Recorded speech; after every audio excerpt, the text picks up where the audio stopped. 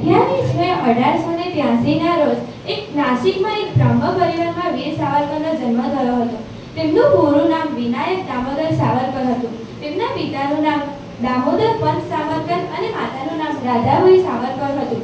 તે તેમની બહાદુરીના કારણે વીર સાવરકર તરીકે જાણીતા થયા.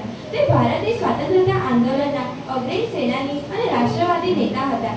તેમણે શિવાજી હાઈસ્કૂલ નાસિકમાં 1901માં મેટ્રિક પાસ કર્યું. ત્યારબાદ તેમણે પુણેની ફર્ગ્યુસન કોલેજમાં BA નો અભ્યાસ કર્યો. કિશોર વયે તેમણે એક યુવાન સંગઠનની રચના કરી, જેમને મિત્ર મેળા તરીકે પણ ઓળખવામાં આવે છે.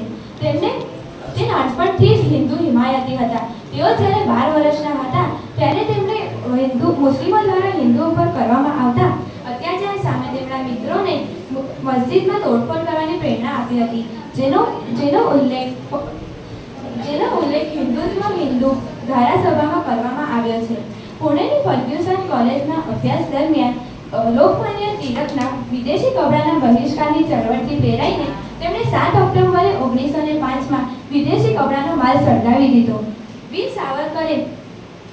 સાવરકરે સુધારણાની વિરુદ્ધ સશસ્ત્ર બળવાના કાવતરાને આરોપસર તેમને 1909માં જેલ થઈ હતી. તેમણે 50 વર્ષની વયે અંદમાનમાં કાલાપાણીની સજા ભોગવી હતી.